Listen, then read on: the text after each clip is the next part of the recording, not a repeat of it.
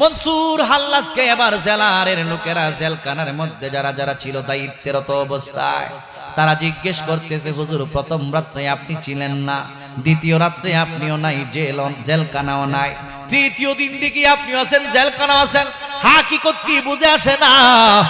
এই মুহূর্তের মধ্যে মনসুর হাল্লাজ ডাইকা বলে, শোনো, প্রথম রাতে আমি আমার মাওলার সঙ্গে প্রেমের খেলা করতে গেছিলাম। জোরে জোরে কি সুবহানাল্লাহ বলা যাবে না? ওরে প্রেমিকেরা, প্রেমে মরা মরণের ভয় করে না, প্রেম তো মরে না। নবীর প্রেমিকেরা প্রেমের মরা মরণের ভয় করে না, প্রেম। আয় হায় প্রেম কইরাছেন ইউসুফ নবী, যার প্রেমে জুলেখা বিবি গো,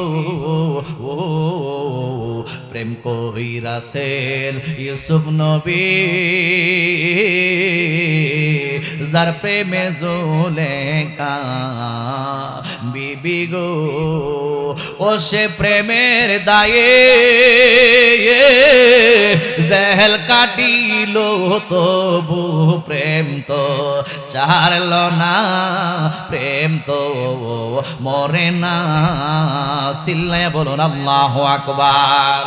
গভীর মনোযোগ বন্ধু, মাওলার সঙ্গে প্রেম করতে গিয়েছে, বলতেছে যারা যারা দায়িত্বে ছিল তাদেরকে, আমি আমার মাওলার প্রেমে বিলীন হয়ে গিয়েছিলাম, এই জন্য তোমরা আমাকে দেখো নাই। কই দ্বিতীয় রাত্রে আপনিও নাই, জেলখানাও নাই, এর মানে কি? কই দ্বিতীয় রাত্রে আমার মা, দ্বিতীয় রাত্রে আমি, আমাকেও দেখো নাই, আমাকেও দেখো নাই, জেলখানাও দেখো নাই। আমার এখানের মধ্যে স্বয়ং আমার আল্লাহ রাব্বুল আলামিন দ্বিতীয় রাত্রে আসছিল, এই জন্য তোমরা জেলখানাও দেখো নাই, আমাকেও দেখো নাই। তৃতীয় রাত্রে কেমনে আসলি? এই মুহূর্তের মধ্যে ডাইকা বলে, ও দুনিয়ার মানুষ শুনো, আমি আমার মাওলার সঙ্গে যত প্রকারের কাজ আছে সবকিছু সমাপ্ত দিয়া শরীয়তের দণ্ডাদেশ প্রাপ্ত হওয়ার জন্য আজকে আমি চলে আসছি। জোরে জোরে কি সুবহানাল্লাহ বলা যাবে না? আর জবান খুলে বলুন আল্লাহু আকবার। হে আমার যুবক ভাইরা, হে মুরব্বি বাবাজিরা গো, এই মনসুর হাল্লাজ রাহমাতুল্লাহ আলাইহি ডাইকা বলতেছেন, শুনছুনি আমার কথা? কয় হাকিকত তো কোনো কিছুই বুঝে আসতেছে না। কয় হাকিকত কোনো কিছুই বোঝার প্রয়োজন নাই, এর হাকিকত একমাত্র জানি আমি।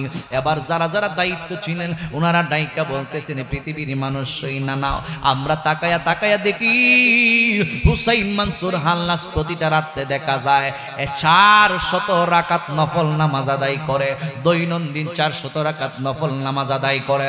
এই প্রশাসনিক কর্মকর্তারা জিজ্ঞেস করলো, আপনি নিজেই যদি আনার হক দাবি করেন, আবার আপনি কার নামাজ আদায় করলেন? এবারও ডাইকা বলতেছেন, এর হাকিকত তোমরা বুঝবা না, এর হাকিকত একমাত্র আমি মনসুর হাল্লাজ জানি। যদি হাকিকত জানতাই তাহলে আমাকে সুলির কাষ্টের মধ্যে ছড়ানো তোমাদের পক্ষে সম্ভব হবে না। এ দুনিয়ার মানুষ শুইনা নাও।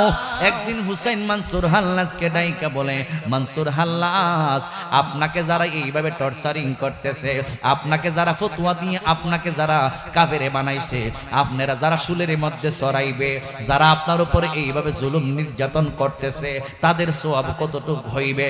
হুসাইন মনসুর হাল্লাজ কয়, তাদের সওয়াব হইবে দ্বিগুণ। আর যারা আমার ভালো মানুষ জানে, আমার জন্য যারা কান্নাকাটি করতেছে, আমার মহব্বতে পইরা যারা চোখের পানিগুলো পালাইয়া দিছে, তারা 1 গুণ সওয়াব পাইব। কারণ শরীয়তের বিচার হয়, আমি আগেই বলছি, প্রকাশ হয়ে গেলে। এই জন্য যারা আমাকে ভালো মানুষ জানে তারা 1 গুণ সওয়াব পাইবে, আর যারা আমার উপরে টর্চারিং করতেছে, শরীয়তের আইনটাকে প্রাধান্য দিতেছে, তাদের 2 গুণ সওয়াব দেওয়া হইব। এ আমার মুরব্বি বাবা জিরাহারি, ও যুবকের দল, এইভাবে দেখা যায় ওনাকে যখন ফাঁসির রায় দেওয়া হইল, হযরতে জুনাইদ বাগদাদি উনার কাছে চলে আসছেন, ডাইকা বলতেছে, বলতেছেন হুজুর বাগদাদের যত উলামায়ে কেরামগণ আছে সবাই কিন্তু ফাঁসির জন্য রায় দিয়া দিছে, সবাই ফাঁসির এই রায়টার মধ্যে সিগনেচার করছে, দয়া কইরা আপনি এবার সিগনেচার করুন না। হযরতে জুনায়েদ বাগদাদী রাহমাতুল্লাহ আলাইহির পরনের মধ্যে ছিল শরীয়তে অর্থাৎ তরিকতের পোশাক, তাসাউফের পোশাক। সুবহানাল্লাহ।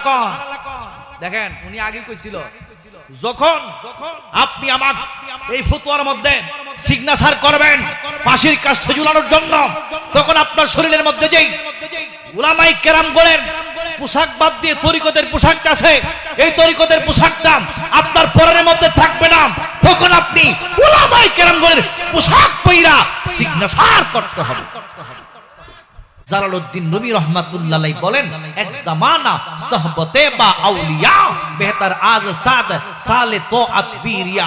ওলি আল্লাহর হালের সঙ্গে যদি হালটা মিশিয়ে আদবের সঙ্গে মুহূর্ত পরিমাণ বসতে পারো, 100 বছর নফল ইবাদত বندگی করলে যেই নেকি অর্জন হয়, কিছুক্ষণ সময় পরিমাণ ওলি আল্লাহর দরবারের মধ্যে বসলে এর চাইতে বেশি সওয়াব আমলনামার মধ্যে লিখে দেওয়া হয়। কথা বলুন ঠিক না বেঠিক? আমরা এই নেকি নিয়ে বাড়িতে যেন যাওয়ার দরকার আছে কিনা নাই? এজন্যই ওলি আল্লাহর দরবারে রহমত আছে, গজব আছে। রহমত যে আছে আজিজি কয় না, উলামায়ে কেরামগণ বলেন না, আল্লাহ স্বয়ং নিজে বলেন বিসমিল্লাহির রহমানির রহিম ইন্না রাহমাতাল্লাহি করিবুম মিনাল মুহসিনিন।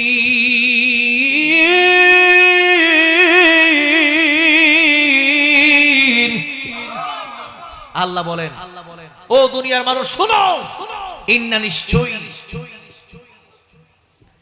নিশ্চয়ই রহমত আল্লাহ, আমি রবের রহমত কারিবুন নিকটে, মিনাল মুহসিনিন যারা আমি আল্লাহর বন্ধু হয়ে গেছে তাদের কাছে আমি আল্লাহর রহমত আছে। কথা বলুন ঠিক কিনা?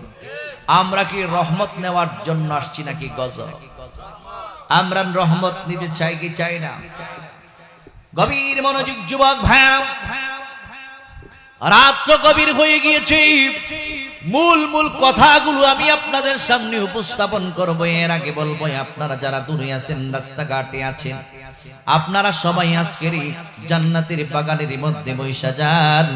এমন হইতে পারে আজকের এই মাহফিল কার জন্য জানি জিন্দেগীর শেষ মাহফিল হইতে পারে।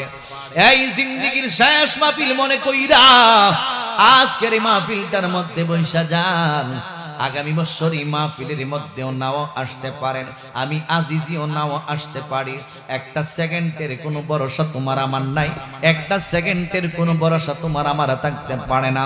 আমার আল্লাহ কোরআনের মাধ্যমে আপনাকে আমাকে জানিয়ে দিয়েছেন, ইদা জাআ আজালুহুম ফালা ইস্তাখিরুনা সাআতাও ওয়ালা ইস্তাকদিমুন। এই আপনি এখানে আসেন, একজন আলেম এখানে আসেন, ভালো লাগবে। আল্লাহ রাব্বুল আলামিন ডাইকা বলে, দুনিয়ার মানুষ, যেই মাত্র তোমার আমার হায়াতের বাজেটটা শেষ হয়ে যাইব, এই মুহূর্তের মধ্যে মালাকুল মউত আজরাইল আলাইহিস সালাম তোমার আমার দেহের ভিতর তাইকার হোটারে হরণ কইরা লইয়া যাইবে। কেউ তোমাকে একটা সেকেন্ড হায়াত দিতে পারবে না, কেউ তোমাকে বাঁচাতে পারবে না। হায়াতের বাজেটটা যখন শেষ হয়ে যাবে, আজরাইল আলাইহিস সালাম কিন্তু তোমার আমার দেহের ভিতর তাইকার হোটারে হরণ কইরা লইয়া যাইব। এই দুনিয়ার জমিন তাইকা যেহেতু চইলা যাইব, আমি আপনি ইমানে আমলে পরিপূর্ণ হয়ে কবর দেশের মধ্যে যাইতে চাই। বর্তমান জামানা বেলায়েতের জামানা, আল বেলায়াতু জিল্লুন নবুয়ত, বেলায়েতটা হলো নবুয়তের ছায়া। আল্লাহর হাবিব দুনিয়াতে নাই, কিন্তু আল্লাহর হাবিবের আদর্শ ওলি আল্লাহদের মধ্যে আমার নবী দিয়ে দিয়েছেন। এই জন্য বাংলাদেশ, এই বাংলাদেশের মধ্যে শাহজালাল মুজাররাদি আমানি রহমাতুল্লাহ আলাইহি উনি কিন্তু এমনিতে আসেন নাই।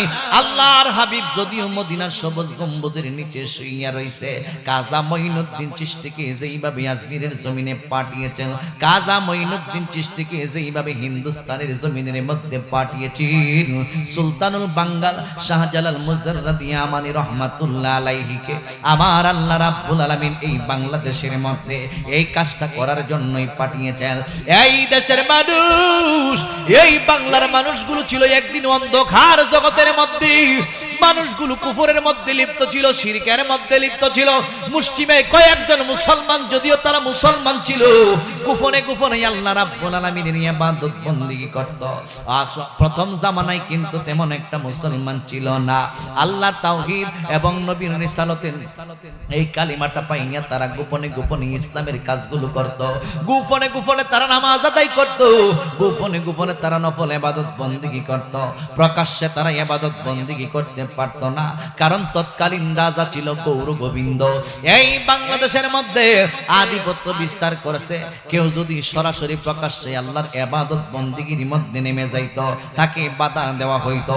কেউ যদি আল্লাহ রাব্বুল আলামিন আদেশ করছে গরু জবাই করা হইল মুসলমানদের জন্য হালাল, কেউ যদি চার পায়ে এইরকম জানোয়ারদেরকে জবাই করত, তাদেরকে তারা কতল কইরা দুনিয়ার জমিন থেকে বিদায় কইরা দিত। এ আমার মুরব্বি বাবা জিরারি, ও যুবকের দল, এইভাবে যখন মুসলিম মুসলমানদের উপরে নির্যাতন শুরু হইয়া গেছে রে বাবা, এই বাংলার জমিনের মধ্যে আমার নবী রহমাতাল লিল আলামিন শাহজালাল মুজাররাদি ইয়ামানি রহমাতুল্লাহ আলাইহিকে পাঠাইয়া 300 সফর সঙ্গী সহ শাহজালাল এই দেশের মধ্যে আইসা ইসলামের দাওয়াত দিয়া কেরামতি দেখাইয়া শিরিক কুফর বাদ দিয়া ইসলামের জান্নাতনে মুসলমান বানাইয়া তাওহীদ এবং রিসালাতের পতাকার তলে ঢুকাইছে। জোরে জোরে কি সুবহানাল্লাহ বলা যাবে না? হে আমার আশিকিন যাকিরিন মুহিবিন মুরব্বি বাবা জিরারি, ও যুবকের দল, শাহজালাল এমনিতে আসে নাই, শাহপরান এমনিতে আসেন নাই। আমার আল্লাহ রাব্বুল আলামিনের প্রিয় বন্ধু রহমাতাল লিল আলামিন এই দেশের মধ্যে পাঠাইয়া ইসলামের দাওয়াত দিয়া মানুষদেরকে মুসলমান বানাইছে। আজকে তোমরা যারা ওলি আল্লাহর বিরুদ্ধে কথা বলো, আজকে তোমরা যারা ওলি আল্লাহদেরকে মানতে চাও না, আজকে তোমরা যারা বলো ওলি আল্লাহদের কোনো ক্ষমতা নাই, তোমাদের ক্ষমতা কতটুকু আমাদের জানার বাকি নাই। আমার গাউসে পাক আব্দুল কাদের জিলানী থেকে শুরু কইরা গাউসে পাকের গোলামের গোলাম শাহজালাল ইয়ামানি রহমাতুল্লাহ আলাইহি এই দেশের মধ্যে আইসা যখন দেখতে পাইল হিন্দুরা যারা গৌর গোবিন্দ মুসলমানদের উপরে জুলুম নির্যাতন করতেছে রে বাবা, আমার শাহজালাল মুজাররাদি ইয়ামানি রহমাতুল্লাহ আলাইহি উনি কি করছেন, দুনিয়ার মানুষকে দেখাইয়া দিয়েছেন নিদর্শন। আমার নবী আজ থেকে 1000 বছর আগে বলে গিয়েছেন কিরামাতুল আউলিয়া ইহাকুল, ওলি আল্লাহদের কেরামত সত্য। ইয়া যুবক, কিভাবে তার প্রমাণ নিয়ে যান। শাহজালাল মুজাররাদি ইয়ামানি রহমাতুল্লাহ আলাইহি বাংলার জমিনের মধ্যে আসছে, আয়েশা যখন সুরমা নদীটা পাড়ি দিবে, আপনারা যারা যারা সিলেটের মধ্যে গিয়েছেন, আমি সিলেটের মানুষ, আপনারাও মনে করেন সিলেটটাইকে বেশি কিন্তু দূরের একটা মানুষ না। সিলেটের মধ্যে আসা বসা হয়, সিলেটের মধ্যে ওটা বসা হয়। সিলেটটা কিন্তু একটা পবিত্র শহর। এই সিলেটের মধ্যে শাহজালাল বাবার আগমন হয়েছে। এই সিলেটের মধ্যে 360 জন বন্ধুর আল্লাহর ওলির আগমন হয়েছে। শাহজালাল কয়, ও দুনিয়ার মানুষ শুইনা দাও, আমি শাহজালাল মুজাররাদি ইয়ামানি রহমাতুল্লাহ আলাইহি ওই জামানায় তো নৌকা ছিল না, ওই জামানায় তো স্পিড বোট ছিল না, ওই জামানায় তো নৌকা ছিল না। শাহজালাল মুজাররাদি ইয়ামানি রহমাতুল্লাহ আলাইহি নদীর ওই পার থেকে ওই পার যাইবে, সুরমা নদীর এই পার থেকে ওই পার যাইবে। ও যুবকের দলেরা, আমার আল্লাহর বন্ধু, যার মাধ্যমে আমরা ইসলাম পেয়েছি বাংলার মানুষ, সুরমা নদী যখন এই পার থেকে ওই পারের মধ্যে যাইবে, শাহজালাল মুজাররাদি রহমাতুল্লাহ আলাইহি এই পানির উপরে একটা জায়নামাজ বিছায়া দিছে। জায়নামাজের মধ্যে পা দিয়া আল্লাহর বন্ধু শাহজালাল মুজাররাদি ইয়ামানি রহমাতুল্লাহ আলাইহি সুরমা নদীর ওই পার থেকে ওই পারে ছই লাগেছে। জোরে জোরে কি সুবহানাল্লাহ বলা যাবে না? আল্লাহু আকবার। আর জবান খুলে বলুন ইয়া রাসূলুল্লাহ। এই ওলি আল্লাহর বাংলাদেশ, শাহজালাল বাবার বাংলাদেশ, রহম করো আল্লাহ, রহম করো আল্লাহ। সুবহানাল্লাহ। এই গানগুলো কিন্তু এরা বেশি ভালো পায় না। আবার দেখা যায় যখন গজব লেমে জায়গা তখন এরার মুখ বাইরে কথা কোন ঠিক নেবে ঠিক। যখন দেখা যায় বাংলাদেশে একটা দুর্যোগপূর্ণ আবহাওয়ার সৃষ্টি হয়, যখন দেখা যায় বাংলাদেশের মধ্যে একটা গজবের শুরু হয়, তখন থেকে কিন্তু এরার জবান দিয়ে বাইর হয় শাহজালালের বাংলাদেশ, শাহপরানের বাংলাদেশ। এর আগে কয় বাংলাদেশে যত মাদ্রাসা সব বাইন গেলাম। শাহজালালের বাগি না, শাহপরান রহমাতুল্লাহের মাজার পর্যন্ত বাইন গেলাইবার লাগিয়া সিদ্ধান্ত নিছিল কারা? তাওহীদি জনতারা। ঠিক কিনা বলুন? এই পার্টিটি এখন আছে কিনা নাই? এরা আসেনি? এই সিটিং বাট পার্টি আসেনি? ওলি আল্লাহর কেরামত সত্য না মিথ্যা? তুই যদি বাপের বৈধ সন্তান হয়ে থাকস তাইলে তুই যা। শাহজালাল মুজাররদি আমানি রহমাতুল্লাহ আলাইহি সুরমা নদী ফাড়ি দিয়ে ফাড়তে কেফার গেছে, তুই বড় হইলে জানা মাস্টার মধ্যে ফাড়াটা দিয়ে খারো, দেখবো তোর কত ক্ষমতা নাকি শাহজালালের ক্ষমতা। গভীর মনোযোগ যুবক, এ মুরব্বী বাবাজি রাগু, এই কথার প্রমাণ আর একটা দিয়া যায়। আপনারা সবাই শুনেছেন সাইয়্যিদুত তায়েফা জুনায়েদ বাগদাদী রাহমাতুল্লাহ আলাইহি, আল্লাহর একজন প্রিয় বন্ধু ছিল জুনায়েদ বাগদাদী রাহমাতুল্লাহ আলাইহি। ওই জুনায়েদ বাগদাদী রাহমাতুল্লাহ আলাইহি শরীয়তের বড় একজন আলেম ছিল, তরিকতের একজন বড় আলেম ছিল। ওলি আল্লাহরে এক এক সময় এক একটা ধারণা দিতেন, ওলি আল্লাহরে এক এক সময় এক একটা ভাব দেখাইতেন।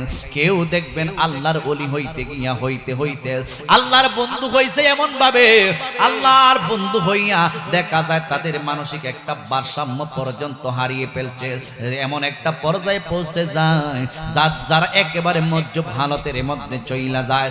এর মধ্যে ছিল মনসুর হাল্লাজ, মনসুর হাল্লাজের জামানায় ছিল জুনায়েদ বাগদাদী রাহমাতুল্লাহ আলাইহি। এ যুবক, হুসাইন মনসুর হাল্লাজ উনি আনাল হক বইলা দুনিয়ার মানুষের কাছে দোষী হইছেন, কিন্তু আল্লাহর কাছে একজন প্রিয় পাত্র হইয়া গেছেন, বন্ধু হইয়া গেছেন। এই জন্য যুবক ভাইরা, ও মুরব্বী বাবাজিরা গো, একজন আনাল হক বইলা আল্লাহর জবরদস্ত ওলি হয়, আরেকজন কইছিল আনা রব্বুকুমুল আলা, আমি হইছি সবচাইতে বড় খোদা, আমি হইছি সবচাইতে বড় খোদা।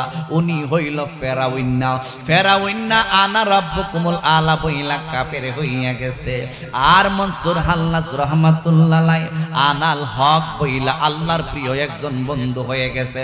যদিও আল্লাহর বন্ধু হয়ে গেছে, কিন্তু মানুষে মনে করতেছেন মনসুর হাল্লাজ কেমনে কইল আনাল হক, শরীয়তে তার বিচার হইবে। এরপর ওই জামানার যত উলামায়ে কেরামগণ ছিল সবাই ফতোয়া দিয়ে ওনারে কাফের বানাইয়া পালাইছে, ওনাকে এখন সুলের মধ্যে চড়াইবি। ও যুবক ভাইরাও, এই আনাল হক বলার কারণে মনসুর হাল্লাজ রাহমাতুল্লাহ আলাইহিকে সুল দণ্ডের মধ্যে পর্যন্ত চড়াইছি, তার মৃত্যুদণ্ড কার্যকর করার জন্য। এই আলেম উলামা ডাইকা বলি, একদিন জুনায়েদ বাগদাদীর কাছে মনসুর হাল্লাজ রাহমাতুল্লাহ আলাইহি জুনায়েদ বাগদাদীর কাছে বিভিন্ন দেশ ভ্রমণ কইরা, সফর কইরা, আল্লাহর ঘর কানায় কাবা তাওয়াফ কইরা, আমার নবীর রওজায়ে মুবারক জিয়ারত কইরা, আবার পুনরায় বাগদাদের মধ্যে গিয়া জুনায়েদ বাগদাদীরে কয়, জুনায়েদ, ও জুনায়েদ, তোমার সঙ্গে আমার কিছু কথা আছে। এমন একটা গোপন একটা কথা বললেন জুনায়েদ বাগদাদী রাহমাতুল্লাহ আলাইহিকে। হুসাইন মনসুর হাল্লাজ নাইকা বলে, জুনায়েদ, তোমার কাছে একটা বিশেষ ধরনের কথা আছে, কথাটাই আমি ওই দিকে গেলাম না, আমি শুধু এই কথাটা বলতেছি। জুনায়েদ বাগদাদী রাহমাতুল্লাহ আলাইহি হযরতে মনসুর হাল্লাজের কথাটা শুইনা ডাইকা বলে, হে মনসুর, তুমি আর বেশি দূরে নয়, এই কথা তুমি যেইভাবে বলতেছো অচিরেই তোমাকে পাশের কাষ্টে ঝুলানো হবে। জোরে জোরে কি সুবহানাল্লাহ বলা যাবে না? আল্লাহু আকবার।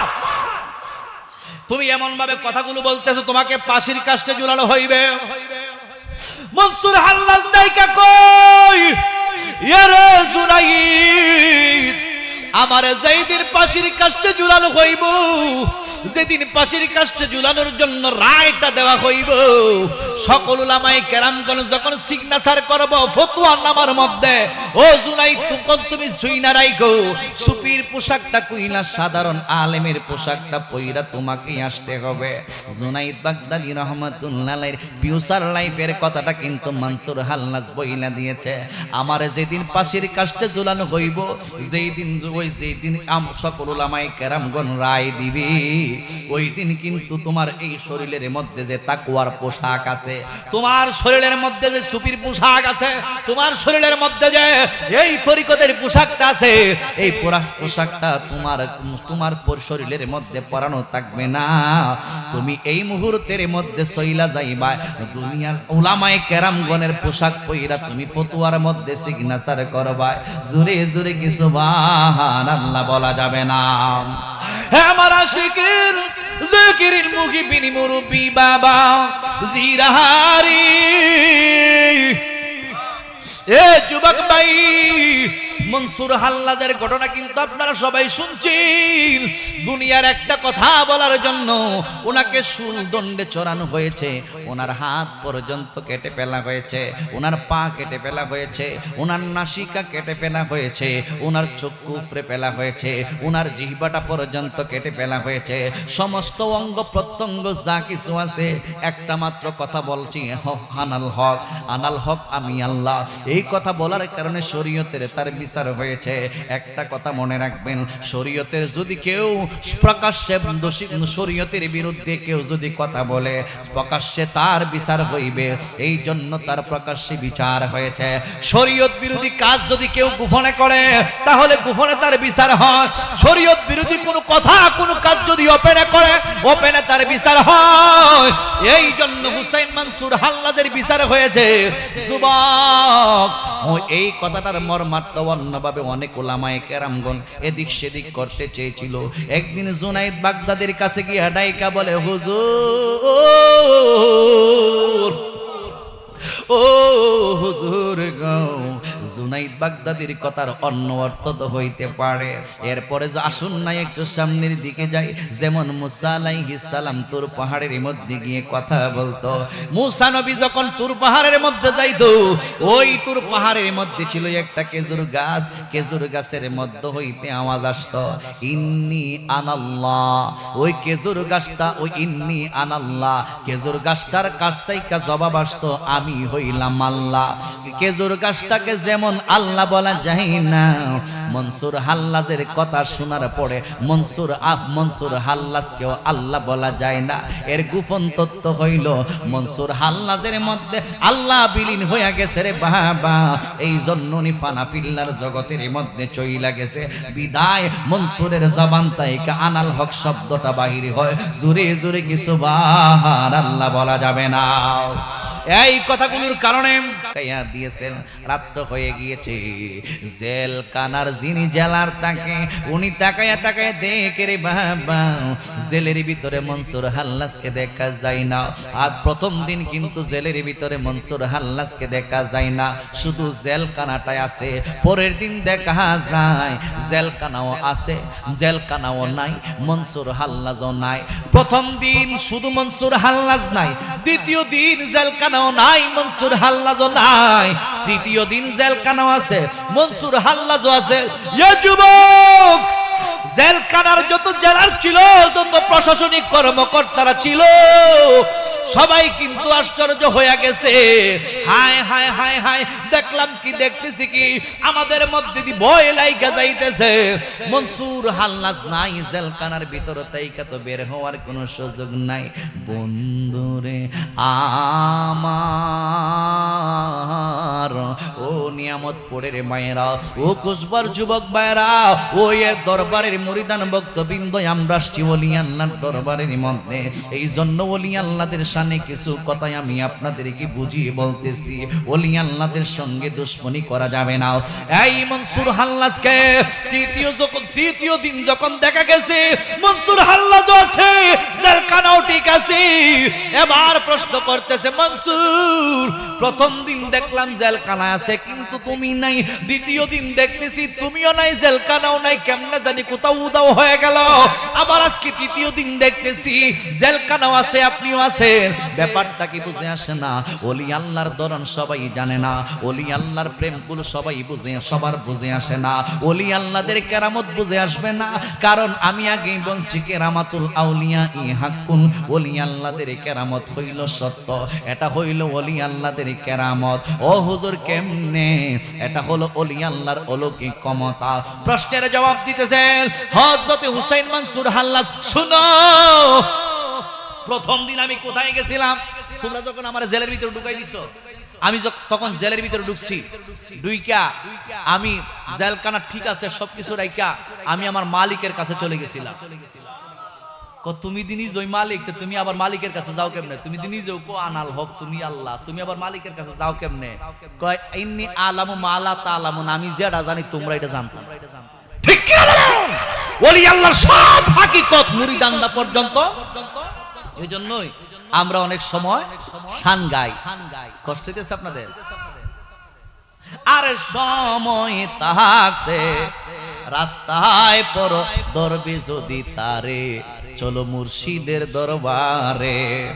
আর সময় থাকতে রাস্তায় পড়ো দরবে যদি তারে, চলো মুর্শিদের দরবারে। মুর্শিদেরই নামটি ধরো, নিজেরই মানুষজন করো, বিসমিল্লাহকে চাপারা করি পিণ্ডের ভিতরে। দুই চোখের পানি দিয়া যাও কি পাওয়া তারে, সাথে সাথে মন মহাজন, সাথে সাথে মন মহাজন, কি না হইতে পারে রে, চলো মুর্শিদের দরবারে। চিল্লায়া বলুন আল্লাহু আকবার। মুর্শিদের দরবার ভক্তেরই কাবাঘর, মুর্শিদের দরবার মুরিদের কাবাঘর, জান্নাতের হাওয়া সে তাই বয়ে যায়। বিশ্বাস ভক্তি তাকিলে হয় মুক্তি, কে জানে কার ভাগ্যে হয় বলেন। বিশ্বাস ভক্তি তাকিলে মুক্তি, কে জানে কোন সময় কোন হালে তাকে দয়াল মুর্শিদে সালাম দিও না তারে। ওই সময়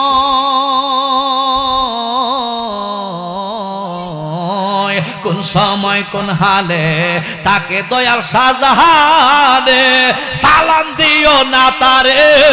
ওই সময় যত পারো খুশি কর কদম বসে, যত পারো খুশি কর কদম বসে। হাকিকত আছে ওই জায়গায়, বিশ্বাস ভক্তি তাকিলে মুক্তি, কে জানে কার ভাগ্যে হয় বলুন।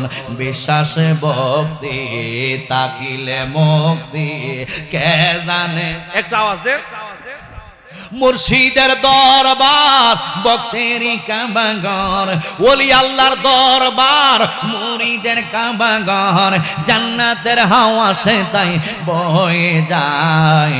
বিশ্বাস ভক্তি তাকিলে মুক্তি, কে জানে কার ভাগ্যে হয়। মুর্শিদের দরবারে যাইয়া নত শিরে কারাইয়া দাঁড়াইয়া তাকো তার হুকুমের আশা।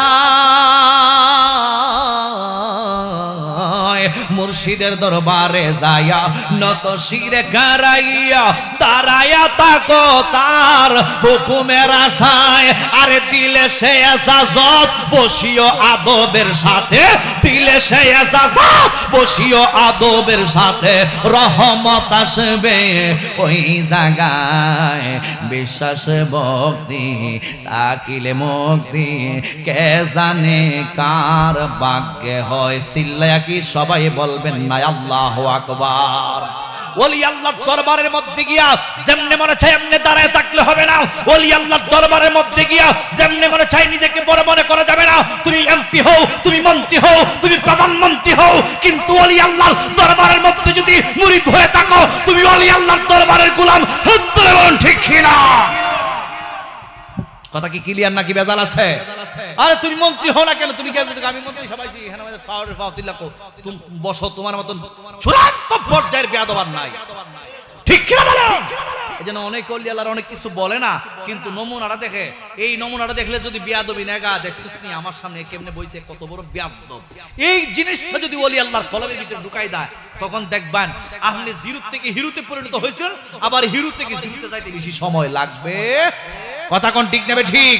অনেক দেখেছি ওলি আল্লাহর ফয়েজ পাইয়া ওলি আল্লাহর সোহবতের মধ্যে থাইকা জিরো থেকে হিরোতে পরিণত হয়েছে, আবার অনেকে দেখেছি ওলি আল্লাহর লাত্তি খাইয়া একেবারে মনে করেন ঘরের মধ্যে গর্বই রয়ে বয়ে গেছে। কথা কোন ঠিক নেবে ঠিক? এজন্য সাবধান, আজিজি কয় না আল্লাহ কয়, আলা ইন্না আউলিয়া আল্লাহি লা খাউফুন আলাইহিম ওয়া লা হুম ইয়াহজানুন।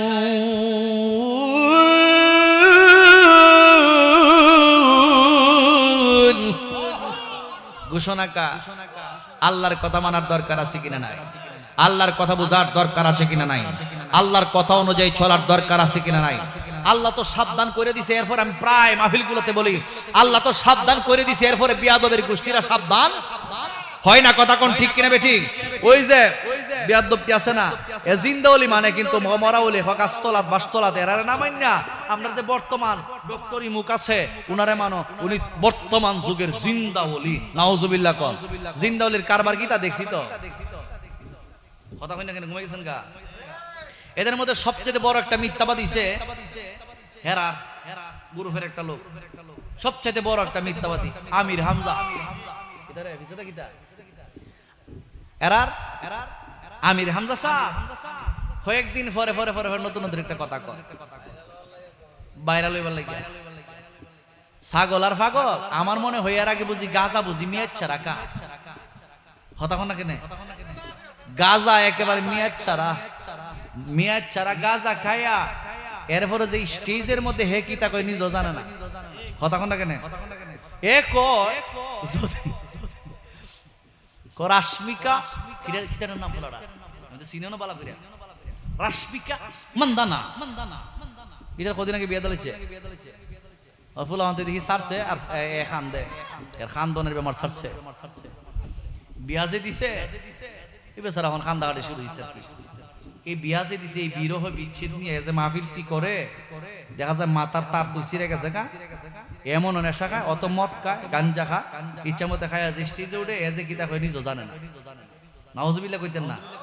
এখন রাশমিকা মান্দানার ভাই চাইলে বলে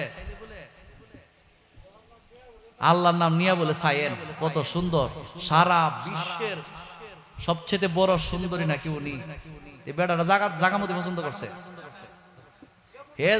এখন যে রাশমিকা মান্দানা তো আমরা চিনিই না, তাহলে বোঝা যায় এরা যত বদমাশি সিনারি আছে, যত অশ্লীল সিনারি আছে, যত গোপনীয় খারবার সারবার বন্ডামি বদমাশি যত আছে এরার কাছে ভাই, কারণ এরা তো বলৎকারের গোষ্ঠী। কথা কোন ঠিক না? এরা তো ওলি আল্লাহর গুর বিরোধী। এখন দেখছেন আরেকটা বলৎকার বাড়িছে, ওই এরা কিন্তু সবচেয়ে বড় বেশি প্রাধান্য দিত আবু তোহা আদনান রে। এখন দেখলাম আবু তোহা আদনান দীর্ঘদিন কয়েকদিন কার ফ্রেমে জানি মরছে, ওই বিমানে যেতা হেডের কি দেখো বিমান বালার ফ্রেমে মজ্জা। এখন দেখা যায় আগের সংসার ত্যাগ করতেছে, নতুন বিমান বালার নাকি বিয়া করতেছে। এই হইল এদের চরিত্র, পায়খানার চাইতে আরো নিকৃষ্ট। যদি এদের আসল চরিত্রটা ওপেন করা হয় তাইলে এই দেশের মানুষ থুতু নিক্ষেপ করবে এদের গালের মধ্যে। ঠিক কিনা? এই আমির হামজা কয়েকদিন আগে আমার নবীকে সাংবাদিক বলে আখ্যায়িত করেছে। নবী শব্দের অর্থ নাকি সাংবাদিক, অথচ নবীকে মানান গায়েব কি খবর দেনে ওয়ালা। নবী শব্দের অর্থ হলো উদ্দেশ্যের সংবাদ বাহক। সত্যি বলেন ঠিক কিনা? আমার নবীকে আমার আল্লাহ রাব্বুল আলামিন উদ্দেশ্যের সংবাদদাতা হিসেবে প্রেরণ করেছেন। আর আজকে তুমি মৌলভী সাহেব টাকা খাইয়া, সাংবাদিকের টাকা খাইয়া, আজকে দেখা যায় ডলার খাইয়া কালার পাল্টাইয়া তুমি বলতেছ নবীও নাকি সাংবাদিক।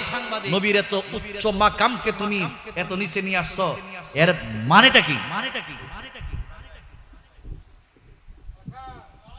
ডলার এবং সামনে যে নির্বাচন হইতেছে এই সাংবাদিকরা যাতে এর পক্ষে কাজ করে, সাংবাদিকরা নবীর রূপে বানাইছে, সাংবাদিকরা যাতে এর পক্ষে কাজ করে বিভিন্ন মিডিয়াতে যেন তার সুনাম ছড়িয়ে দেয়।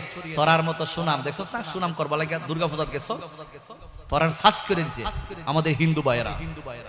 অনেক হিন্দু ভাইদেরকে দেখছি চিৎকার দিয়ে দিয়ে বলতেছে এদেরকে খেয়ে বলছে আমাদের এখানে আসার জন্য, আমাদের মন্দিরগুলোতে এসে কেন ডিস্টার্ব করবে? আমরা তো তাদের ধর্মীয় অনুভূতির উপর আঘাত করি না, এরা তো ডিস্টার্ব, এদের দুর্গা পূজার মধ্যে যাওয়া এদেরকে ডিস্টার্ব করা কথা কোন ঠিক কিনা বেটি? এইজন্য সাবধান, বেশি চালাকি গলার দড়ি, বেশি চালাকি কইরা বুট খাইবে লাগে গেছলা। তোমরা যে কত নম্বরের বাটফার সিটার এরা ভালো করে জানে, তোমরা যে এরাদের আসার দিবা যদি ক্ষমতায় যাইতে পারো এরা ভালো করে জানে তোমরা যে এদেরকে কি করতে চাইতেছো এখন এরা ভালো করে জানে। আপনার থেকে বড় চালাকেরা, কথা কোন ঠিক না বেটি? এরা হলো সব চাইতে বড় মুনাফিক, ডলার কায়া কালার ফালটা, সকালে এক কথা রাত্রে আর কথা, নির্বাচন ফাঁস করলে এরা কইবার এক কথা, প্রকাশ্যে রক্কাবে। এজন্য সাবধান, কষ্ট দিতেছে। গভীর মনোযোগ যুবক ভাইয়ারাম, এ মুরব্বি বাবাজিরা গো, আমি আপনাদের সামনে বলছিলাম মনসুর হাল্লাজকে এবার জেলারের লোকেরা জেলখানার মধ্যে যারা যারা ছিল দায়িত্বরত অবস্থায় তারা জিজ্ঞেস করতেছে, হুজুর প্রথম রাত্রে আপনি ছিলেন না, দ্বিতীয় রাত্রে আপনিও নাই, জেলখানাও নাই, তৃতীয় দিন দিকে আপনিও আছেন, জেলখানাও আছেন, হাকিকত কি বুঝে আসে না। এই মুহূর্তের মধ্যে মনসুর হাল্লাজ দাইকা বলে, শোনো, প্রথম রাতে আমি আমার মাওলার সঙ্গে প্রেমের খেলা করতে গেছিলাম, জোরে জোরে কি সুবহানাল্লাহ বলা যাবে না? ওরে প্রেমিকেরা প্রেমে মরা মরণের ভয় করে না, প্রেম তো মরে না। নবীর প্রেমিকেরা প্রেমের মরা মরণের ভয় করে না, প্রেম। আয় হায় প্রেম কইরাছেন ইউসুফ নবী, যার প্রেমে জুলেখা বিবি গো, প্রেম কইরাছেন ইউসুফ নবী, যার প্রেমে জুলেখা বিবি গো, ও সে প্রেমের দায়ে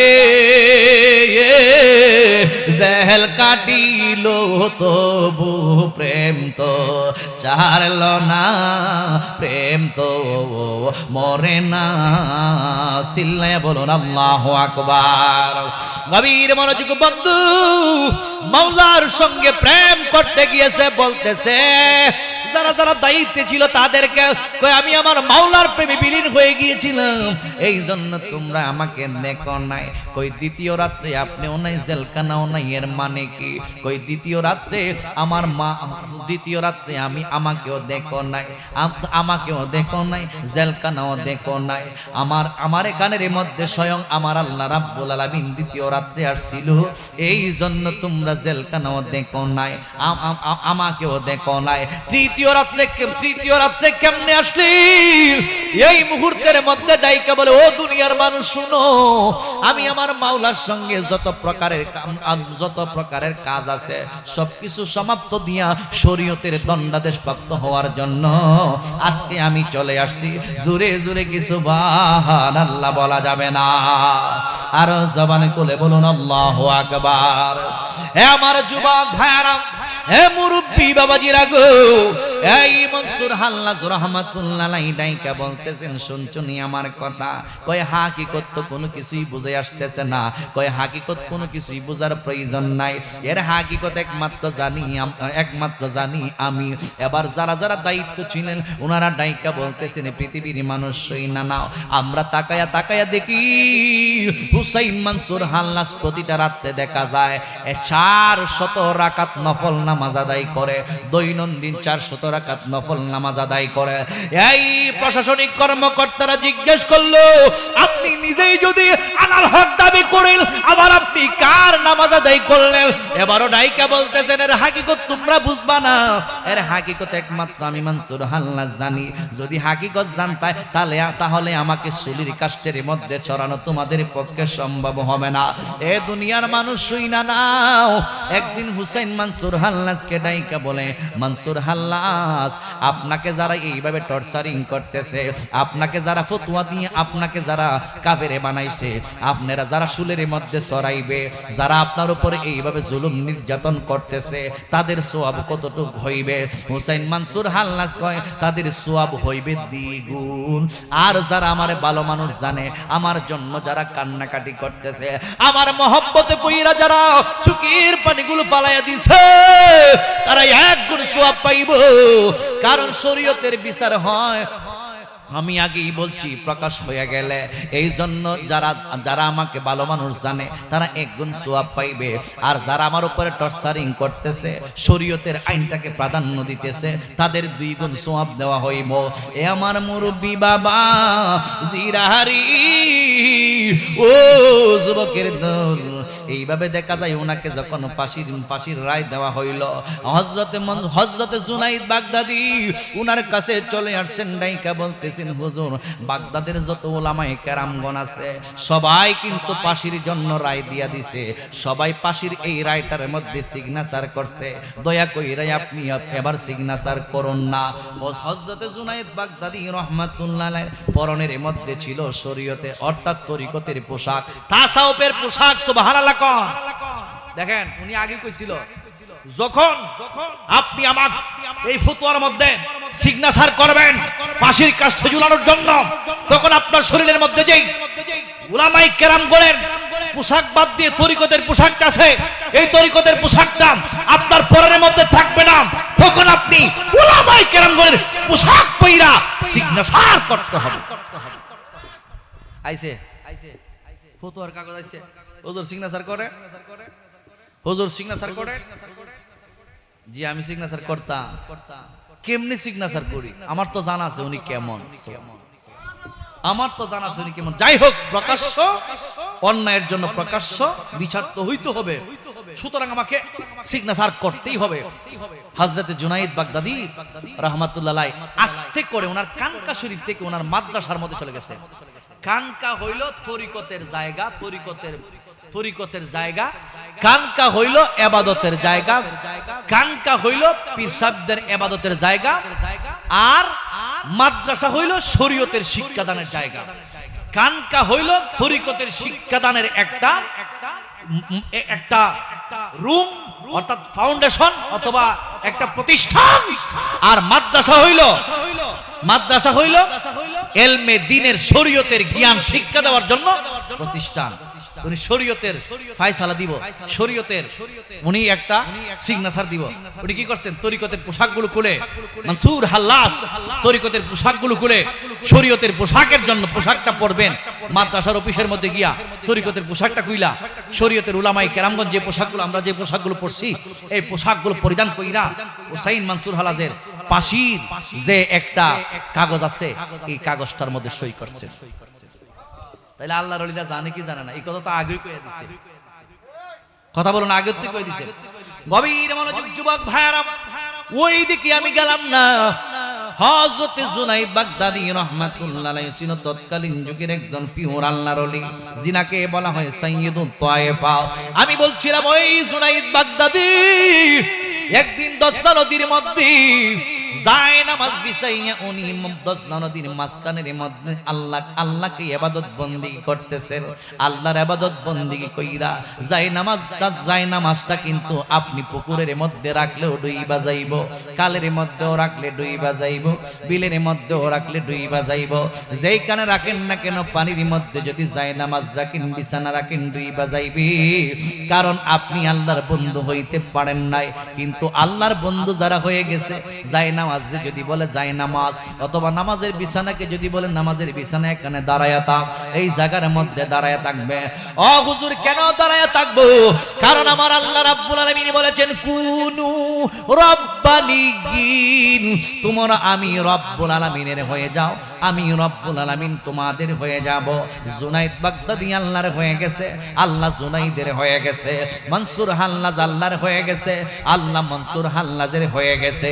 শিবলি রহমাতুল্লাহ আল্লাহর হয়ে গেছে, আল্লাহ শিবলির হয়ে গেছে। ও যুবক ভাই, শাহজাহান রহমাতুল্লাহ আল্লাহর হয়ে গেছে, আল্লাহ শাহজাহানের হয়ে গেছে। ওই জুনাইদ বাগদাদি ইবাদত বন্দেগী কইরা রে বাবা, মাঝ নদীর মধ্যে উনি যায় নামাজের উপরে দাঁড়ায়া রইছে, নামাজের বিছানার মধ্যে মুসল্লার মধ্যে দাঁড়ায়া রইছে। এই নদীর পারে একজন গিয়ে দাঁড়ায়া কয়, ও মাঝি, মাঝি রে মাঝি। উনি মনে করতেছেন উনি বুঝি নৌকার মাঝি, নৌকা লইয়া বুঝি দাঁড়ায়া রইছি। এই জন্য ডাইকা বলে, মাঝি ভাই আমাকে তুমি এই পার তাইকা ওই পারে নিয়ে যাও। জোরে জোরে কি সুবহানাল্লাহ বলা যাবে না? আরো জবানে খুলে বলুন আল্লাহু আকবার। মাঝি ভাইয়া যাও রে, ও খুলো দরিয়ার মাঝে আমার বাঙানাও রে, মাঝি বাইয়া যাও রে, মাঝি বাইয়া যাও রে, ও খুলো মাঝে আমার বাঙানাও রে, মাঝি বাইয়া যাও রে। বিদ্যা শিক্ষা না করিলে আগে করত বিয়া, বিদ্যা শিক্ষা না করিলে আগে করত বিয়া।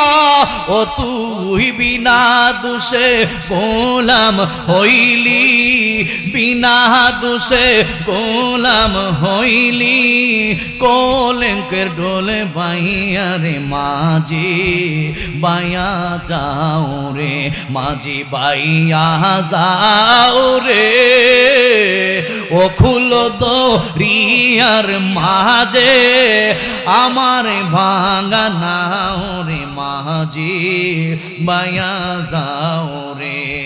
একটা জবান বন্ধ রাখবেন না, মহব্বতের আওয়াজে সবাই বলুন না আল্লাহু আকবার। ডাইকা বলতেছে, মাঝি ও মাঝি আমারে তুমি লইয়া যাও, ওই পার তাইকা ওই পারে নিয়ে দিয়ে আসু। উনি তো বুঝে নাই, যাই নামাজের একটা নামাজের মুসল্লার মধ্যে দাঁড়ায় রয়েছে। এই মুহূর্তের মধ্যে জুনাইদ বাগদাদি রহমাতুল্লাহ ডাইকা বলে, আপনি দাঁড়ান, আমি কিনারের মধ্যে আসতেছি, আমি তীরের মধ্যে আসতেছি। ও যুবকের দল, জুনাইদ বাগদাদি রহমাতুল্লাহ নামাজের মুসল্লার আদেশ করতেছে, যাও কিনারের মধ্যে চইলা যাও। ও যুবক ভাই, এই কথাটা সুন্নি উলামায়ে কেরামগণ মানার মতো মানে, সুন্নি মুহাক্কিক মুহাদ্দিস যারা আছে তারাই বুঝে, ওলি আল্লাহরা যারা আছে তারাই একমাত্র বুঝে, দুশমনের রাসূলরা বুঝে না। ওলি আল্লাহর বিরুদ্ধে গালমন্দ করে, এই কথাগুলো তারা মানে না। কথা কোন ঠিক কিনা? অথচ কেরামত কি এটা ওলি আল্লাহ। কষ্ট হইতেছে আপনাদের? শেষ করে লামু, একটু সালায়া যায়। নবী রাসূলরাও দুনিয়াতে মুজিজা দেখাইছে না, বলে কি ক্ষমতা দেখাইছে না? আমার নবী রাহমাতুল্লাহ লিল আলামিন দুনিয়া থেকে দেখা যায় সাতটার দুইটা ভাগ করছে, ঠিক কি না? দুনিয়া থেকে সাতরে দুইটা ভাগ করছে, দুনিয়া থেকে সাতরে দুই ভাগ করছে। এটা কিন্তু কোরআন শরীফের মধ্যে দলিল আসছে। এরপরে আমার নবী হাত মোবারকের মধ্যে আবু জাহিল হাতের মধ্যে ফাতর রাখছে, ফাতরে কে মুহাম্মদ যদি কইতে পারে ডেকিটা তাহলে মুসলমান হয়ে যাবে। কত দুঃখ দিছে এরা, নবীজি স্পষ্ট ভাষায় বলে দিচ্ছে। এমন কি অনেক দূরে ছিল গাছ, তুমি এদিকে আসো, নবী আদেশ করছে। এটা কি আমি কইলে আইবনি? সাদরে ডাকলে কামইব? সাদরে যদি আমি ডাকে কামইব? আমার কথা সাদ দুই টুকরা হবে। রাহমাতুল্লাহ আলামিন ডাকছে, যেমনে যেটা কইছে এটা হয়ে গেছে। এরপরে আমার নবী গাছকে রাখছে, গাছ তুমি এদিকে আসো। গাছ থেকে যায় দুইরা আমার নবীর কাছে আসছে, আয়েশা আমার নবীকে সালাম পর্যন্ত দিয়েছে। কথা বলুন ঠিক না বেঠা? যুবক ভাইরা শুধু তাই না গেল, এটা নবী, এটা হলো নবীর কাছ থেকে যদি কোনো অলৌকিক শক্তি প্রকাশ পায় এটাকে বলা হয় মুজেজা। আর ওলি আল্লাহর কাছ থেকে যদি কোনো অলৌকিক শক্তি প্রকাশ পায় এটাকে বলা হয় কেরামত। আমি একটা কেরামতের কথা কই। পিরানের পীর দস্তগীর মাহবুবে সুবহানী, কুতুবে রব্বানী, নূরে ইসলামী, শেখ সৈয়দ মহিউদ্দিন আব্দুল কাদের জিলানী বাগদাদি রাদিয়াল্লাহু তাআলা আনহু, ওই আমার গাউসে পাক বরফির আব্দুল কাদের জিলানী তো হলো সবচাইতে বড় মাপের ওলি আল্লাহ। কথা কোন ঠিক না বেটি? গাউসে পাকের সাথে অন্যান্য ওলির কোনো তুলনা আছে? কোনো তুলনা আছে? যতক্ষণ পর্যন্ত গাউসে পাকের কদম অন্যান্য ওলি আল্লাহরা নিজের কাদের মধ্যে স্বীকার করে না নিবে, ওই ব্যক্তি কখনো আল্লাহর ওলি বন্ধু হতে পারে না। কথা কোন ঠিক না বেটি? তো আমার গাউসে পাক বড় পীর আব্দুল কাদের জিলানী রাদিয়াল্লাহু তাআলা আনহু একদিন কি করছে শুনেন। ওনার দরবারের মধ্যে এক বন্ড গেছে, বন্ড। একটা হইলো নবী, আর একটা হইলো নবী রাসূলদের অলৌকিক ক্ষমতা, আর একটা হইলো ওলি আল্লাহর অলৌকিক ক্ষমতা। আমি আগে বলছি নবী রাসূলদের অলৌকিক ক্ষমতাটাকে বলা হয় মুজেজা, আর ওলি আল্লাহদের অলৌকিক ক্ষমতাটাকে বলা হয় কেরামত। আর কোন বন্ডর থেকে যদি প্রকাশ পায় এরকম অলৌকিক ক্ষমতা, এটারে বলা হয় ইস্তিদ্রাস। বন্ডামি করে তন্ত্র মন্ত্র করে এগুলো দেখা, এটা বিশ্বাস করা যাবে না, এটাকে বলা হয় কুফরি। বর্তমানে কিন্তু কুফরি সংখ্যা বেড়ে গেছে গা। তাবিজাতি করে মানুষের দেখা যায় কুফরি করে সেটা মানুষের বানটার মাইরে একবার মাইরে ফেলা। কথা কোন ঠিক না ঠিক? এগুলা করা যাবে না। তো একজন কুফরি কইরা তন্ত্র মন্ত্র কইরা, ওনার নাম হইছে আহমদ জামি। হেবেড়া কিতা করছে, বাঘের উপরে সওয়ার হইতো। এখন এই রাস্তা দিয়ে বাঘের উপর সওয়ার হইয়া একজন মানুষ মাথার মধ্যে টুপিটা লাগায়, পাঞ্জাবিটা লাগায় যদি এই রাস্তা দিয়ে আসে, আমরা কম ইয়ে হইছে সবচেয়ে বড় ওলি। এরা কিতা মা কথা কন না, ঘুমাই গেছেন গিয়া, এ হইছে সবচেয়ে বড় ওলি। তার কাছে ওই মুরিদন লাগবো, কারণ যে বেটা দেখা যায় বাঘের উপরে সওয়ার হয়, এই বেটা হইছে সবচেয়ে বড় ওলি। এরকম চিন্তা যদি থাকে, আর যদি কোন বেলা আগের হিসাব বাদ দিলাম, অহনের ভিড়ের দ্বারা মুড়ি দিলাম, তাইলে আপনার ইমানও যাইব, আমলও যাইব, আমও যাইব, সলাও যাইব। কথা কোন ঠিক না ঠিক?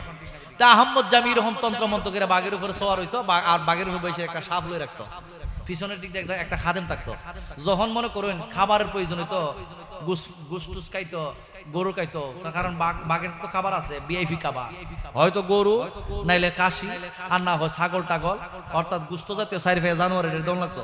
আর নাহলে মুরুখ ফুড় দিলে কিছু খাম হইতো না। কথা কোন ঠিক না বেটি? মুরিদানের বাসায় যাইতো, যখন বাঘের খাবার টাবার শেষ হইতো। একদিন চিন্তা করলো বরফির আব্দুল কাদের জিলানীর বাড়িতে গিয়ে একটা গরু সামনে, যদি ইনি আমরারে গুরু দেয় তাহলে আমি ওনার থেকে বরফির হইয়া জামু। এই সিদ্ধান্ত নিচে একদিন জামুগা। এ মনে করছে আমার গাউসে পাক বুঝি বাঘরে ডরায়, আর আমার গাউসে পাকের দরবারে বাঘ, গাউসে পাকের দরবারে যে কুত্তা আছে, কুকুর আছে, এই কুকুরের পাওয়ারও এর বাঘের চাইতে আরো বেশি। সুবহানাল্লাহ। বাড়ি গিয়ে কই জোরে কর। গভীর মনোযোগ যুবক ভাইয়েরা, এ মুরব্বি বাবাজি রাগু, আমার গাউসে পাক বড় পীর আব্দুল কাদের জিলানী রাদিয়াল্লাহু তাআলা আনহুর দরবারের মধ্যে আহমদ জামি বাঘের উপরে সওয়ার হইয়া ওনার দরবার শরীফের মধ্যে আসছে। বন্ধুরে আমার আহমদ জামির পিছনে ওনার খাদেম বৈশা রয়েছে। হযরতে আব্দুল কাদের জিলানী বাগদাদি রাদিয়াল্লাহু তাআলা আনহুর দরবারের মধ্যে আইসা এবার দেখা যায় হযরতে আব্দুল কাদের জিলানীর দরবারের মধ্যে আইসা আহমদ জামি কয় খাদেম দরবারে যাও, আব্দুল কাদের জিলানীর বাড়ির মধ্যে যাও। কি জন্য যাইব? কয় তোরে কইছি না গরু আনার জন্য। আমি যদি গরু আনতে যাই, গরু না দিয়ানি আমারে ফিরা দেয়, এই চিন্তায় আমি পেরেশান আছি। জোরে জোরে কি সুবহানাল্লাহ বলা যাবে না? আল্লাহু আকবার। হে আমার আশিকিন জাকিরিন মুহিবিন মুরব্বি বাবা জিরারে, এ যুবক ভাই, আহমদ জামি কয় না মারতো না, আমি শুনছি অনেক ভালো মানুষ, যাও দরবারের মধ্যে গিয়ে একটা গরুর হাদিয়া দেওয়ার জন্য বলো। এবার যখন খাদেমে গেছে গো, আমার গাউসে পাকের কাছে গিয়া সালাম দেয়, হুজুর আমাকে পাঠাইছে আমার পিসাব হুজুর। কই তোমার পিসাব হুজুরের নাম কি? আমার পিসাব হুজুরের নাম আহম্মদ জামি। কি জন্য পাঠাইছে? কই আপনার দরবার থেকে হাদিয়া নেওয়ার জন্য। কি হাদিয়া নিতে চাও? কই বলেছেন আমার পিসাব হুজুর তো বাগের উপরে সওয়ার করে, আমার বাগের নাস্তা লাগে, আমাদের বাগের খাবার দাবারের আয়োজন করতে হয়, আপনার দরবার থেকে একটা গরু চাইছে হাদিয়া।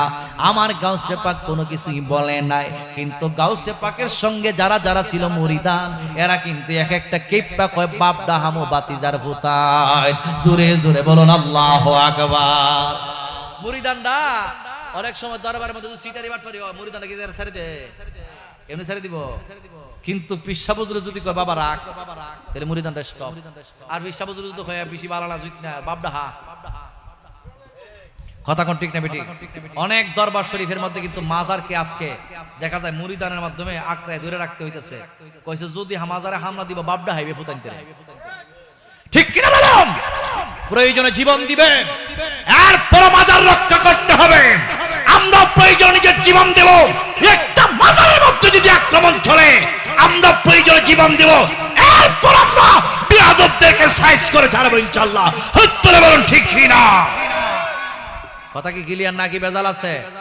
আরো জবান করে বলুন বেজাল আছে? গভীর মনোযোগ যুবক ভাইরা, গাউসে পাকের দরবারের মধ্যে গিয়া গরু হাদিয়া চায়। আমার গাউসে পাকের খাদেম গুলো ডাইকা বলতেছেন, হুজুর এই বাট পারাইছে হাদিয়া নেওয়ার জন্য গরু, আপনি যদি অনুমতি দেন ইডেন তেরে বালা কইরা সাইজ কইরা চাইরা দিম। আমার গাউসে পাক ডাইকা বলে, আমার মুরিদরা, ও মুরিদরা টেনশনের কোনো কারণ নাই, আমি যাহা বলি তোমরা তাহা শুনবা। আমি বলতেছি ওনারা আসছে গরু নেওয়ার জন্য, এই মুহূর্তের মধ্যে আমি অনুমতি দিয়ে দিলাম, গরু যেন তারা নিতে পারে, গাবি যেন নিতে পারে, আমি অনুমতি দিয়ে দিলাম। অপিসা বদুর কোন গরুটা নিতে হইব? আমার গাউসে পাক আব্দুল কাদের জিলানী রাদিয়াল্লাহু তাআলা আনহু খাদেমকে ডাইকা বলে, খাদেম অমুক জায়গার মধ্যে যেই গরুটা আছে ওই গরুটা আহম্মদ জামির জন্য নিয়ে যাও। মনটা তো মানাইতেছে না, হুজুর বলে কি বলে কি, এর প্রাধান্য তো পায়া লাইব, এই ব্যক্তিটা তো প্রাধান্য পাইব। আমার গাউসে পাক বড় পীর আব্দুল কাদের জিলানী হুজুর কেবলা বলে কি, আমি নাকি গরু নিয়ে যাইতাম। এবার খাদেম যেহেতু অনুমতি দিয়া দিছে, খাদেমে তো যাইতে হইবই। খাদেমে গরুটারে ছুড়াইয়া আস্তে কইরা সামনের দিকে যাইতেছে গাউসে পাকের দরবার থেকে গরু লইয়া। গাউসে পাকের খাদেম গরু লইয়া পিছনে পিছনে যাই, গরুটা সামনের মধ্যে রাইকা উনি পিছনে পিছনে যাইতেছে, আর আহম্মদ জামির খাদেমও যাইতেছে। ওই মুহূর্তে দরবারের মধ্যে ছিল একটা কুকুর দেখা যায় আস্তে আস্তে পিছনে পিছনে যায়। জোরে জোরে বলুন আল্লাহু আকবার। বন্ডরা করক যত বন্ডামি, শতররা করক যত দুশমনি, তুমি গাউসুল আযম লাসানি, তুমি গাউসুল হে আব্দুল কাদের জিলানী, হে আব্দুল কাদের জিলানী, বল বন্ডরা করক যত বন্ডামি, শতররা করক যত দুশমনি, তুমি গাউসুল আযম লাসানি, তুমি গাউসুল আযম।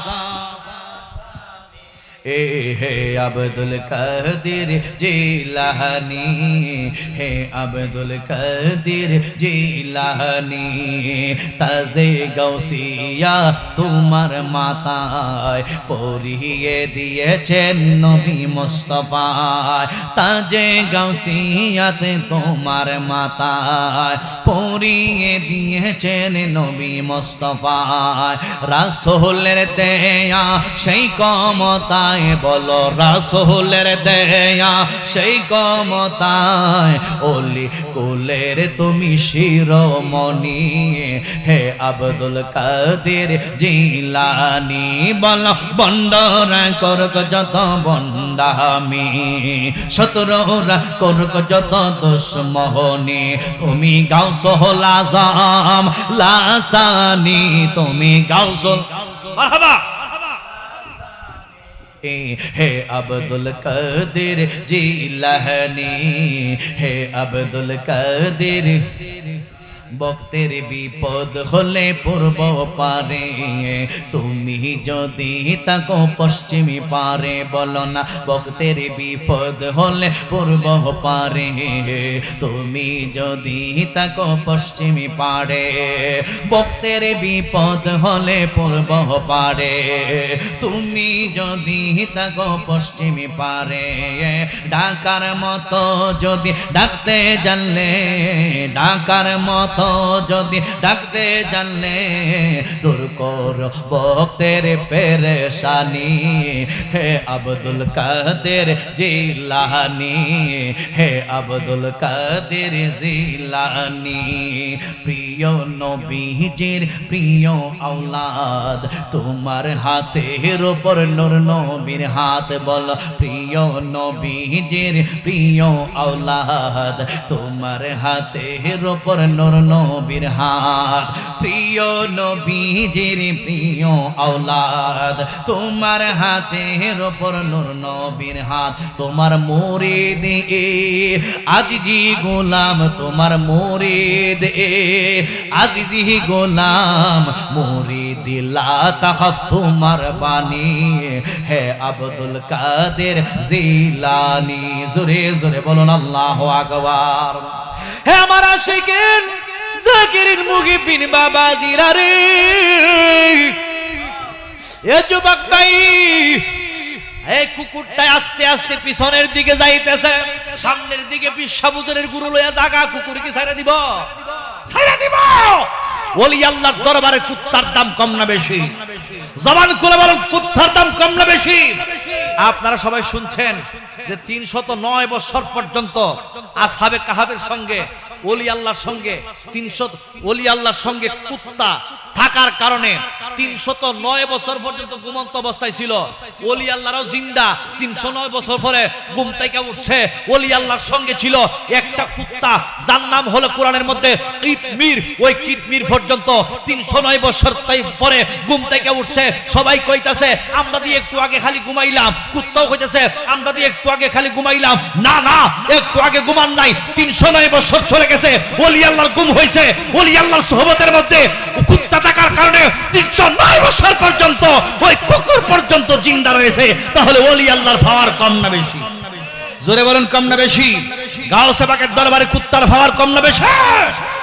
শুনেন, কুত্তা পিছে পিছে আস্তে আস্তে যায়, গরু লইয়া খাদিমে যায়, পিছনের দিক দিয়ে কুত্তা কয় বাতিজার ফুট গরু নেম বালা কইরা যাইতে যাইতে সামনের দিকে যাওয়ার পর কুকুরে তো গরু দিকে জিরবাটা বাইরে গেছে, আলাম হয়ে গেছে গা। যখন ফিসাবুজুর নামছে, আহমদ জামি গুরু এর থেকে নামছে, বাঘ থেকে নামছে, কুত্তা কিন্তু এভাবে আগে কিন্তু বাঘে কিন্তু একটা ফিস দিয়া ওই ফিসটা এভাবে ফুলায়, লেজটা আগে এভাবে ফুলা, আর একটা বাপ ধরে সেটা একটা ডাক মাইরা সেটা একটা হা করে সেটা যে কোনো প্রাণী যদি খাইতেছে এভাবে খায়। উনি যখন এইভাবে একটা বাপ সাপ দইরা সাইরা গাউসে পাকের গরুটার দিকে মুখটা দিব, এক লাফ দিয়া কুত্তা গিয়া আগে বাঘের গর্দানের মধ্যে গাঁটটারে বাইঙ্গা গাঁটটারে মটকাইয়া এরপরে কুকুরে খাইছে বাঘরে। সুবহানাল্লাহ নাই বাড়ি দিয়া কইবেন তো ঘুমাইছে সারা রাত তো মাহফিলে চলতো, আরো উলামায়ে কেরামগণ আছে, কথা কোন ঠিক না মিটি ঘুমাইছে এবারে জিকির দি মনে ও ভাই আমার ও ভাই চলবো নি, কষ্ট হইব। কেডা খাইছে? কুত্তা খারা খাইছে। এখন আহমদ জামি যে বেড়া তন্ত্র মন্ত্র কইরা বাঘের উপরে সওয়ার হইছেন, দইরা গিয়া ফিসাবুজের ফাওয়াতে হুজুর ভিক্ষা লাগতো না, আমার কুত্তা সামলাই হা দিয়ার দরকার, আমার কুত্তা সামলাই এখন আমার খেলিব, বাঘ খেলিছে। সুবহানাল্লাহ। এটা হলো ওলি আল্লাহর পাওয়ার, ওলি আল্লাহর কেরামত। এরপরে শেষ পর্যন্ত এই বাটফার সিটার গাউসে পাকের দরবারের মধ্যে মুরিদ হন লাগছে, কুত্তা তো খাই লেছে বাঘরে। এরপরে দেখা যায় গাউসে পাকের ফয়েজ ফায়া আবার কুকুরের পেট থেকে আবার বাঘ বের হয়েছে, আবার বাঘে পরিণত হয়েছে। এগুলো হলো ওলি আল্লাহর কেরামত। মানলে ইমানদার, আল্লাহ মানলে মুনাফিক। হাত তুলে বলুন ঠিক কিনা। আমার যুবক ভাইরা, এই কেরামতের কথাগুলো বলছিলাম। ওই জুনায়েদ বাগদাদি মাঝ নদীর তাইকায় আস্তে আস্তে আস্তে আস্তে নামাজের মসল্লাটা নদীর কিনারের মধ্যে লাগাইছে। ওই লোকটা তাকায়া তাকায়া দেখতেছি নামাজের মসল্লার মধ্যে দিয়ে আল্লাহর বান্দা দাঁড়ায়া রইছে। এবার ডাইকা বলে, মাঝি ভাই, আমি মনে করছিলাম আপনি বুঝি মাঝি, এই জন্যই আপনাকে ডাক দিছি। আশ্চর্যের বিষয় বুঝলাম না, আপনি কেমনে এই নামাজের মসল্লার মধ্যে দাঁড়ায়া রইছে, ব্যাপারটা কি বুঝতে পারলাম না। এবার ডাইকা বলে, তুমি কি চাও? আমি ওই পার তাইকা ওই পারে যাইতে চাই। উনি জুনায়েদ বাগদাদি রহমাতুল্লাহ আলাইহি কয়, আমি তো ওই পার তাইকা ওই পারে নেওয়ার জন্যই তোমারে আসছি। জোরে জোরে বলুন আল্লাহু আকবার। নৌকার প্রয়োজন নাই, স্পিড বোটের প্রয়োজন নাই, লঞ্চ স্টিমারের প্রয়োজন নাই। আমার এই জায়নামাজের মধ্যে তুমি পা দাও, আমি তোমাকে কথা দিলাম ওই পার তাইকা ওই পারের মধ্যে নিয়ে যাইব। এবার ডাইকা বলে, কেমনে পারা দিমু? কই এইভাবে পারা দিয়া কই ভাই, ইয়া জুনাইদ ইয়া জুনাইদ ইয়া জুনাইদ ইয়া জুনাইদ। আল্লাহর নাম নেওয়া যাবে না, রাসূলের নাম নেওয়া যাবে না, কারণ আল্লাহ পর্যন্ত তুমি পৌঁছো নাই, রাসূল পর্যন্ত তুমি পৌঁছো নাই, জুনাইদ পর্যন্ত তুমি আমার কাছে আসছো, এরপরে আমি আমার বুঝ তোমারে দিমু। এবার ডাইকা বলে, হে আল্লাহর বান্দা, এই জায়নামাজের উপর তুমি পারা দিয়া কইবা ইয়া জুনাইদ ইয়া জুনাইদ। এবার যখন ওই আল্লাহর বান্দা জায়নামাজের মধ্যে পারা দিছে, ইয়া জুনাইদ ইয়া জুনাইদ বলতেছে, এবার দেখতেছেন নৌকা যেইভাবে এই পার তাইকা ওই পারে যায় আল্লাহর বান্দাদেরকে লইয়া, এবার দেখা যায় ওই নামাজের মুসল্লার মধ্যে দাঁড়াইয়া নদীর এই পার তাইকা ওই পার যাওয়া শুরু কইরা দিছে। জোরে জোরে কি সুবহানাল্লাহ বলা যাবে না? হে আমার আশিকিন জাকিরিন মুহিবিন মুরব্বি বাবা জিরারে, ও নিয়ামতপুরের মানুষ, এই মুহূর্তের মধ্যে জুনায়েদ বাগদাদি যখন ওই মানুষটার লইয়া মাছ নদীর মধ্যে চলে গেছে, এই মানুষটার অন্তরের মধ্যে একটা ধাক্কা মাইরা দিছে। আমি বলি কি, আমি দি শিরিক কইরা পালাইতাছি, আমি দি কুফর কইরা পালাইতাছি, কি করতেছি আমি? আমার আল্লাহর নাম বাদ দিয়ে আমি জুনাইদ কেন জপতেছি? এবার ডাইকা বলতেছেন, বাদ দিলাম জুনাইদ। এবার ওনার মুখ দিয়ে বের করতেছেন, ইয়া আল্লাহ ইয়া আল্লাহ। আল্লাহ আল্লাহর নামের জিকির শুরু করে দিয়েছে। যখন আল্লাহ নামের জিকির শুরু করছে, এরপরে দেখতেছেন উনি নিচের দিকে যাইতেছে, পানির নিচের দিকে যাওয়া শুরু কইরা দিছে। ব্যাপার কি? কই তুমি পানির নিচে যাইতেছ কেন? কই হুজুর আমার তো পেছ লাইগা গেছে। বলে কি পেছ লাইগা গেছে? আমি জুনাইদ নাম বাদ দিয়ে আল্লাহর নাম লইতেছি, এই জন্য আমি কি তলে যাবো নাকি? আল্লাহর নাম তো মহান, আল্লাহর নাম তো সবচাইতে বড়। হে বন্ধু, এবার জুনাইদ দাইকা বলে, হই আল্লাহর বান্দা, তুমি তো এই পর্যন্ত জুনাইদ পর্যন্তই পৌঁছতে পারছো না, তুমি আমার আল্লাহ পর্যন্ত পৌঁছবা কেমনে? না না, তুমি যদি এখন আল্লাহর নাম নাও, তুমি ডুইবা যাইবা, পইরা মইরা যাইবা। কথা বলুন ঠিক না বেঠে? আমি জুনাইদ তোমারে সবক দিব, আল্লাহ পর্যন্ত পৌঁছতে পারলে এরপরে তুমি আল্লাহর নাম নিবা। তাহলে বোঝা গেল ওলি আল্লাহর মাধ্যমে নবী পাওয়া যায়, নবীর মাধ্যমে আমার আল্লাহ পাওয়া যায়। জোরে জোরে কি সুবহানাল্লাহ বলা যাবে না? এ মুরব্বি বাবা জিরাহারি, ও যুবকের দল। এরপরে আবার ইয়া জুনাইদ কইয়া এবার যাওয়া শুরু করে দিয়েছে। এই পার তাইকা ওই পারের মধ্যে নিয়ে নামায়া দিছে। এটা হলো জুনাইদ বাগদাদির কেরামতি। আমি বলছিলাম যুবক বারা, এইভাবে যে এইরকম ভাবে জুনায়েদ বাগদাদি এই পার থেকে ওই পার চইলা যাইতিন। আল্লাহর প্রিয় বন্ধু শাহজালাল মুজাররাদি আমানি রহমাতুল্লাহ আলাইহি এই বাংলাদেশের মধ্যে আসছে ইসলামের দাওয়াত দেওয়ার জন্য। উনি সুরমা নদী পার দিয়া গৌর গোবিন্দ বাদশার রাজপ্রাসাদ ভাঙ্গা, আজানের বিনিময়ে রাজপ্রাসাদ ভাঙ্গা এরপরে ইসলামের দাওয়াত দেওয়ার সূচনা কইরা দিছে।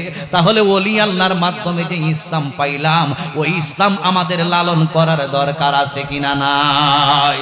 আরো জবান খুলে বলুন, দরকার আছে কিনা নাই?